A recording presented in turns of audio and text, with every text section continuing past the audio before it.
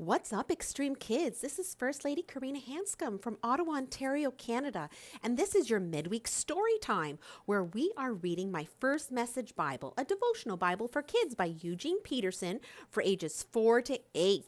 I want to take this time to thank all of our Extreme Kids in Ottawa and around the world for doing your challenge questions and sending us up by email all of your answers. It's been so lovely to see all of your answers and to be able to send you a gift in the mail. Be sure to continue answering all of the challenge questions and emailing us at ottawachurchkids@gmail.com. All of your answers, and be sure to add your not your email address, but your mailing address. Your mailing address so that we can mail you a wonderful prize in the mail. So let's get started with story time. 1 Corinthians 13. This week we're going to be reading Love is the Best. So let's get started. If I speak with beautiful words and the joy of angels, but don't love, I'm nothing but the creaking of rusty gate. Here's your first challenge question, Extreme Kids. Can you make an ugly noise like a creaking gate? Remember, all of your challenge questions, you can do an audio recording, a visual recording, you can draw a picture, you can do a skit or a poem, whatever you would like. God has given you wonderful creative gifts, so be sure to use them in answering all of your questions. Continuing our story. If I speak God's work with power, revealing all his mysteries and making everything plain as day, and if I have faith that says to a mountain, jump, and it jumps, but I don't love, I'm nothing.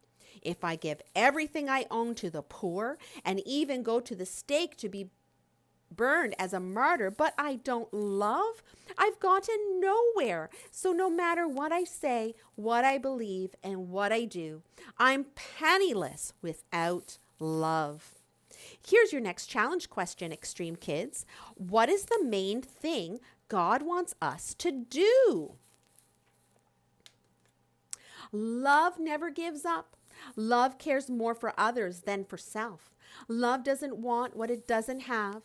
Love doesn't strut, doesn't have a swelled head, doesn't force itself on others, isn't always me first, doesn't fly off the handle, doesn't keep score of the sins of others, doesn't celebrate when others are down, takes pleasure in the revelation of truth, puts up with anything, trusts God always, always looks for the best, never looks back, but keeps going to the end. Wow, those are good things, Extreme Kids.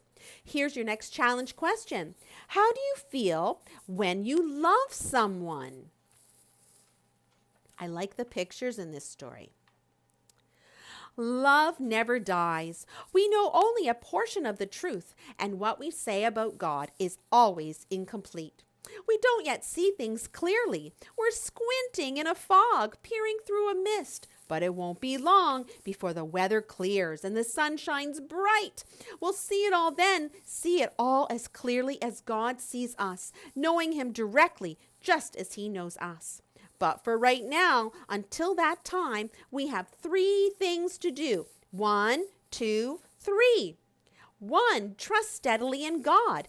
2, hope unswervingly. And 3, love extravagantly. And the best of the 3 is love. Wow. I'm so thankful that God teaches us how to love, Extreme Kids. Here's your prayer challenge for this week. Think of people you see every week, including your family, and ask God to help you be a more loving person to them. That's a wonderful prayer to pray. Here is your living out the word challenge. If not loving sounds like a rusty gate, try to think of 3 nice sounds that love might sound like. Ooh, that's a good idea.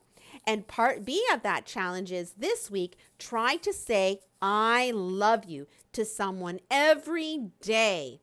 That is a wonderful thing to do. Thank you so much, Extreme Kids, for being with us this week. I hope you have had fun. Remember to email us at ottawachurchkids@gmail.com all of your challenge answers so that we can send you a wonderful prize in the mail. And remember, keep dreaming extreme.